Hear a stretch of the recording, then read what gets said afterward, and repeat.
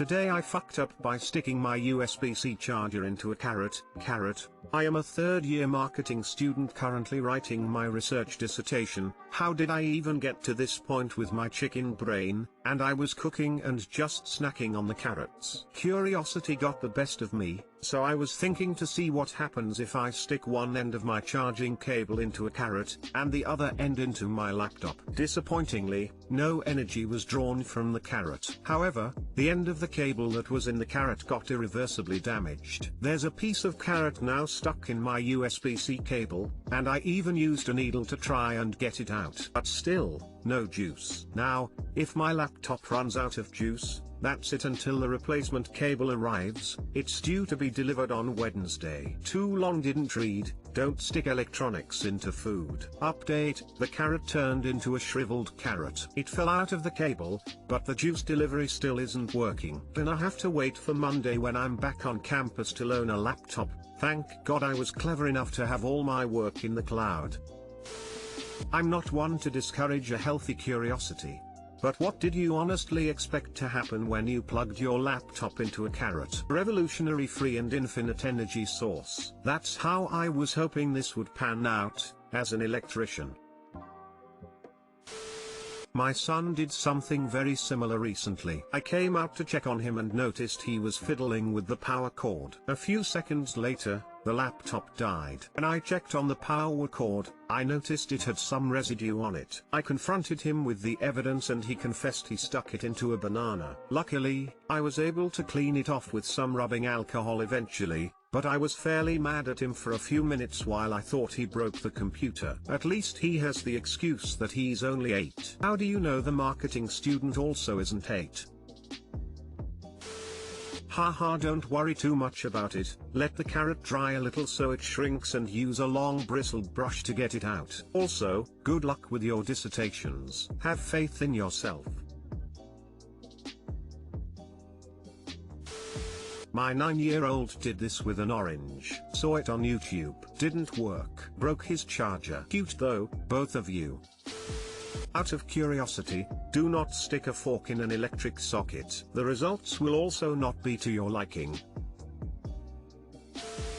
Today I fucked up by accidentally driving the wrong car. When I was in high school, my parents had a VW Golf and a station wagon. I had keys to both cars, although I normally drove the Golf because it was a GTI and a hoot to drive. A local mall had the movie theater, arcade, and food court all near one particular entrance, which was normally my preferred place to park. One Saturday I didn't have much going on, so I got up, drove the station wagon to the mall, played some games, tooled around for a bit, hung out with friends, then got in my car and went home. When I got home both my parents were gone, which was weird, but I thought, it's cool. I can watch what I want to on TV. So I grabbed a bag of chips and started watching some movie on HBO. About an hour or so into the movie I realized, hey, wait a minute, I didn't drive the Golf to the mall, but I drove the Golf home.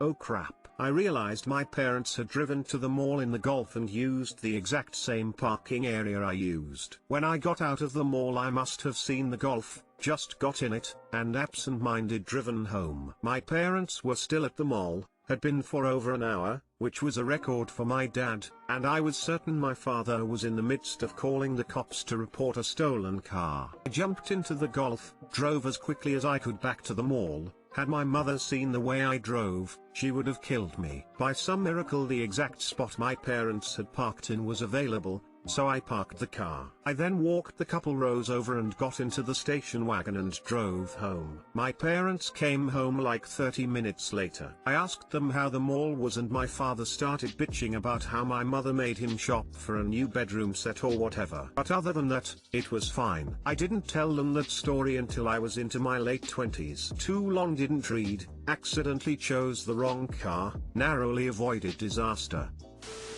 Being a teenager, that must have felt like an act of God. I've never felt luckier. Lol. How did they react when you told them? Sorry for the late and lame answer, but we all just laughed. Dad said that we'd all been there before, fucking up. He told me about a couple of stories that would make really good today I fucked up lol. He said he never knew toe, so I did the job cleanly. My sister did the opposite a few years ago. Dad had a Toyota Corolla, we called it the Roller and I'd taped over the core so it just read Roller. Sister didn't seem to have noticed I'd done that. She then for some reason took Dad's car rather than her own into a sports practice, and afterwards couldn't find her car in the car park. She even multiple times found this Corolla, with the badge changed to read Roller, still didn't click that she was looking for the wrong car. After 20 minutes, she assumed someone had stolen her car, and gave Dad a call. He reminded her she had his car, and she said, "Oh, I thought it was weird that someone else calls their Corolla Roller too." Edited, typo.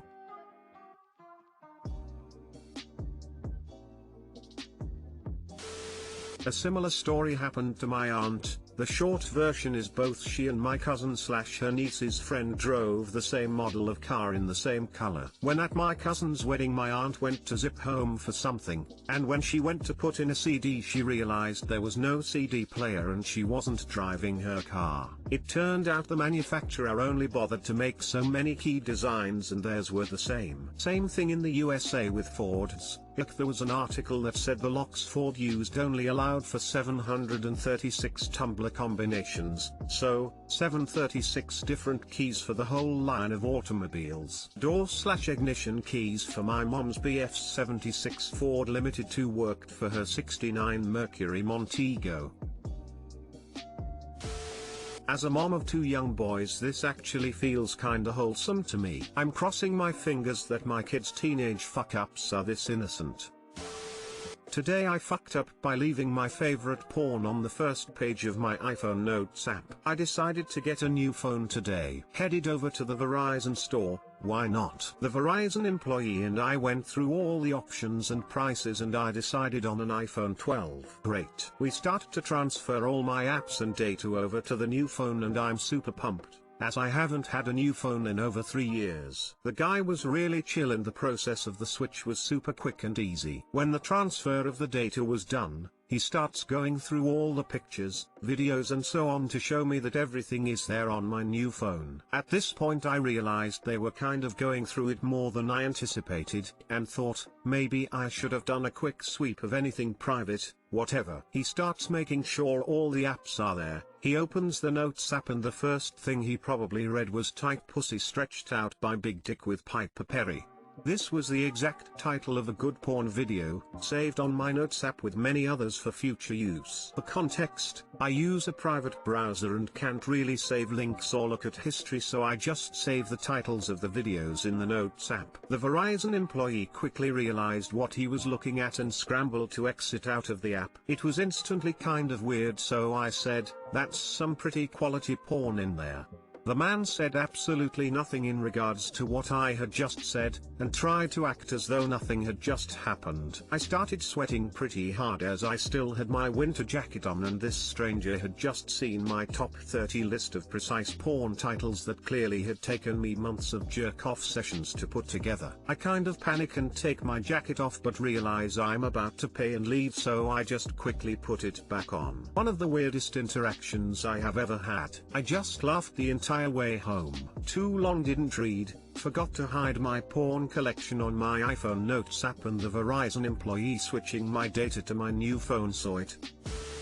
I imagine anyone that supports tech with some kind of storage capability and that interacts with people is accustomed to seeing weird things. Professionals won't say anything unless it's child pornography or potentially human trafficking.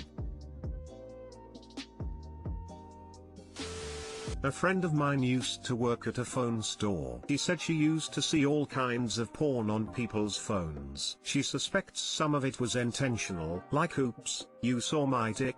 What time do you get off work?" The dude you talked to has seen way worse and I doubt he'll bother mentioning it to anybody. Fuck, I shouldn't have said anything then.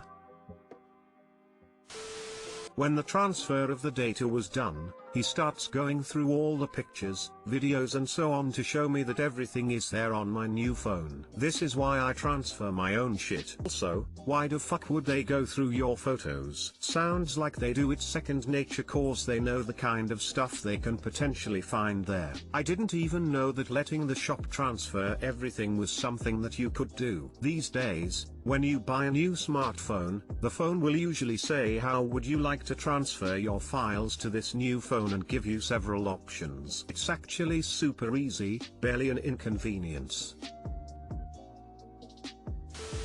So I used to work at an Apple store and had much worse crap happen constantly. Some kids once changed the backgrounds on all of the front-end phones to giant dicks a couple of times. My favorite interaction was this guy came in, handed me his phone and goes, "This is my company phone and I'm about to get fired. How do I get my wife's nudes off of this and onto my other phone?" Straightforward.